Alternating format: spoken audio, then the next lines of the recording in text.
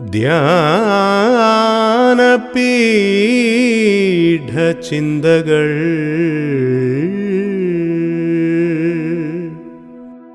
ധ്യാനപീഠചിന്തകൾ, a devotional thought for worship. കർത്താവും രക്ഷിതാവുമായ യേശുക്രിസ്തുവിന്റെ ധന്യനാമത്തിൽ എല്ലാ പ്രിയപ്പെട്ടവർക്കും ധ്യാനപീഠ ചിന്തയിലേക്ക് സ്വാഗതം. നമ്മുടെ ധ്യാനത്തിന് ആധാരമായി ദാനിയേൽ പ്രവചനം 6-ാം അധ്യായം 27-ാമത്തെ വാക്യം ഞാൻ വായിച്ച് കേൾപ്പിക്കുന്നു. Book of Daniel chapter 6:27.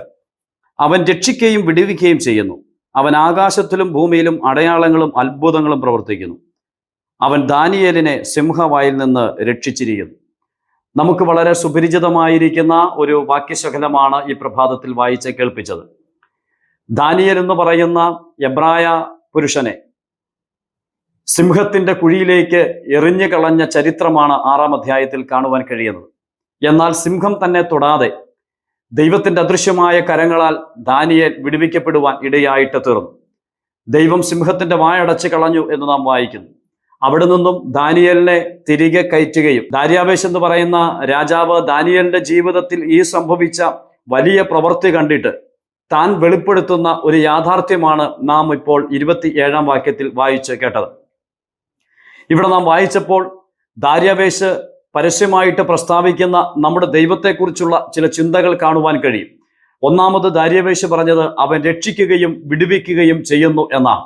വാസ്തവത്തിൽ ദാനിയേൽ എന്ന് പറയുന്ന എബ്രായ പുരുഷൻ സിംഹത്തിന്റെ കൂട്ടിലേക്ക് എറിയപ്പെടുമ്പോൾ ആ എറിഞ്ഞതിന്റെ ഉദ്ദേശം എന്നേക്കുമായിട്ട് ദാനിയേൽ ഇല്ലാതായി തീരുക എന്നുള്ളതായിരുന്നു. സിംഹം തീർച്ചയായിട്ടും ദാനിയേലിനെ കടിച്ച് പറിച്ച് ഇല്ലാതാക്കി കളയേണ്ടതാണ്. എന്നാൽ അവിടെ വെച്ച് ദൈവത്തിന്റെ അത്ഭുതമായ പ്രവൃത്തി എന്തായിരുന്നു എന്നുള്ളത് തിരിച്ചറിഞ്ഞ ഒരു ബാബിലോൺ രാജാവായിരുന്നു ദാര്യാവേശ്. അദ്ദേഹം പറയുക, ദൈവം രക്ഷിക്കുകയും വിടുവിക്കുകയും ചെയ്യുന്നു. ഇന്ന് പ്രഭാതത്തിൽ ഞാൻ മറ്റൊരാശയം ഇവിടെ നിന്ന് പറയുവാനായിട്ട് ആഗ്രഹിക്കുകയാണ്. വാസ്തവത്തിൽ ഞാനും നിങ്ങളും സിംഹത്തിന്റെ അടിമത്വത്തിൽ ആയിരുന്നു. സിംഹം കടിച്ചു കീറി കളയേണ്ടിവരായിരുന്നു ഞാനും നിങ്ങളും. നാം വായിക്കുന്നത് പോലെ അലറുന്ന സിംഹം എന്ന പോലെ തിരഞ്ഞു നടക്കുന്ന ഒരു പിശാച് നമ്മുടെ ഏവരുടെയും ജീവിതത്തിൽ ഉണ്ടായിരുന്നു. ആ പിശാചിന്റെ അടിമ നുകത്തിന് കീഴിൽ അമർന്നു പോയവരായിരുന്നു പാപനിമിത്തം ഞാനും നിങ്ങളും. എന്നാൽ ദാര്യാവേശ് പറഞ്ഞതുപോലെ ഈ ദൈവം രക്ഷിക്കുകയും വിടുവിക്കുകയും ചെയ്യുന്ന ദൈവമാണ് എന്നുള്ളത് നമുക്ക് ഓരോരുത്തർക്കും വെളിപ്പെട്ടു. ആ ദൈവം നമ്മയും ആ പിശാചിന്റെ കരങ്ങളിൽ നിന്നും വിടുവിച്ചു, ആ അടിമത്തത്തിൽ നിന്നും വീണ്ടെടുത്തു. ആ സിംഹം കിടന്ന കുഴിയിൽ നിന്നും അവിടെ നിന്നും നമ്മെ രക്ഷിപ്പാൻ ഇടയായിട്ട് തീർന്നു. പിശാചിന്റെ സകല ബന്ധനങ്ങളെയും അറുത്തു മാറ്റിക്കൊണ്ട് അവിടെ നിന്നും നമ്മെ രക്ഷിക്കുകയും വിടുവിക്കുകയും ചെയ്ത ദൈവത്തിന് ഇന്ന് പ്രഭാതത്തിൽ നമുക്ക് സ്തോത്രം ചെയ്യാം. ദാര്യാവേശ് വെളിപ്പെടുത്തുന്ന രണ്ടാമത്തെ യാഥാർത്ഥ്യം എങ്ങനെയാണ്? അവിടുന്ന് ആകാശത്തിലും ഭൂമിയിലും അത്ഭുതങ്ങളും അടയാളങ്ങളും ചെയ്യുന്നു. ഇത് ദാര്യാവേശ് തന്റെ കണ്ണാലെ കണ്ട കാര്യങ്ങളാണ്, താൻ മനസ്സിലാക്കിയിട്ടുള്ള വസ്തുതയാണ് പരസ്യമായിട്ട് പ്രസ്താവിക്കുന്നത്. ഈ ദൈവവുമായിട്ട് യാതൊരു ബന്ധവുമില്ലാത്ത ദാര്യാവേശ് പറയുകയാണ്, ഈ ദൈവം അത്ഭുതങ്ങളും അടയാളങ്ങളും ആകാശത്തിലും ഭൂമിയിലും ചെയ്യുന്നു. പ്രിയപ്പെട്ടവരെ, വാസ്തവത്തിൽ ഈ ദൈവം അത്ഭുതങ്ങളും അടയാളങ്ങളും ചെയ്തിട്ടുണ്ട്. ഈ ദൈവം പഴയ നിയമ ഭക്തന്മാരെ നയിച്ചപ്പോൾ എത്രയോ അത്ഭുതങ്ങൾ ചെയ്തിട്ടുണ്ട്. ഇസ്രായേൽ ജനതയോടുള്ള ബന്ധത്തിൽ അടയാളങ്ങളും അത്ഭുതങ്ങളും കണ്ടിട്ടുണ്ട്. അങ്ങനെയുള്ള അടയാളങ്ങൾ കണ്ട് തൃപ്തി വന്നിട്ടുള്ള ഒരു ജനമായിരുന്നു ഇസ്രായേൽ ജനം എന്ന് പറയുന്നത്. എന്നാൽ പറയട്ടെ, സ്വർഗത്തിലെ ദൈവം തന്റെ പൊന്നോമന പുത്രൻ ക്രൂശിൽ കിടന്ന് നമുക്ക് വേണ്ടി വേദന അനുഭവിച്ച് മരിക്കുമ്പോൾ അവിടെ അത്ഭുതങ്ങളും അടയാളങ്ങളും ഒക്കെ സംഭവിച്ചു. എന്നാൽ ഈ ദൈവപുത്രന്റെ വേദനയിൽ നിന്നും മാത്രം ഒരു നിലയിലും സ്വർഗം മറുപടി കൊടുത്തില്ല. ദൈവപുത്രൻ അനുഭവിക്കേണ്ടിയ കഷ്ടാനുഭവത്തിലൂടെ കടന്നു പോകുവാൻ പുത്രനെ അനുവദിച്ചുകൊണ്ട് ദൈവം പ്രപഞ്ചത്തിൽ വലിയ അത്ഭുതങ്ങൾ ചെയ്തു.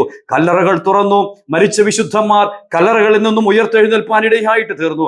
അങ്ങനെ പ്രപഞ്ചത്തിൽ എന്തെല്ലാം മാറ്റങ്ങളും അടയാളങ്ങളും അത്ഭുതങ്ങളുമാണ് സംഭവിച്ചത്. എന്നാൽ ആ സാഹചര്യത്തിലെല്ലാം തന്റെ പൊന്നോമന പുത്രൻ ക്രൂശിൽ കിടന്ന് വേദന അനുഭവിക്കേണ്ടതായിട്ട് വന്നു. ആ വിഷയത്തിൽ സ്വർഗം മൗനമായിട്ടിരുന്നു. എന്താണ് കാരണം? അവിടുന്ന് രക്ഷിക്കുകയും വിടുവിക്കുകയും ചെയ്യുന്ന ദൈവമാകിയാൽ പിശാചിന്റെ അടിമതുകത്തിൽ നിന്ന് നമ്മെ വീണ്ടെടുക്കുവാൻ വേണ്ടി ഒരത്ഭുതവും ഒരടയാളവും തന്റെ പുത്രനോട് കാണിക്കാതെ നമുക്ക് വേണ്ടി പുത്രനെ തകർത്ത് കളഞ്ഞു. ഇന്ന് പ്രഭാതത്തിൽ ആ നിസ്സീമമായ സ്നേഹത്തിന് മുമ്പാകെ സകല മഹത്വവും അർപ്പിക്കാം, അവിടുത്തെ ആരാധിക്കാം. അവിടുത്തെ ധന്യമേറിയ നാമം മഹിമപ്പെടുമാറാകട്ടെ. ആമേൻ. അസാധ്യത്തെ സാധ്യമതാക്കും ആനന്ദമേകും ആകുലം നീക്കി ആഗതനാകും ആകാശത്തേറി വാഴ്ത്തിടുന്നു. അസാധ്യത്തെ സാധ്യമതാക്കും ആനന്ദമേകും ആകുലം നീക്കി. ആഗതനാകും ആകാശത്തേരിൽ ആരിലും ഉന്നത വാഴ്ത്തിടുന്നു. ശാരോനിൻ പനിനീർ പുഷ്പമേ, ശാലേമിൻ പ്രിയനാം നാഥനേ, സ്വർഗത്തിൻ പ്രമോദമാം സൂനുവേ, സർവശക്തനാമൻ സൃഷ്ടിതാവേ,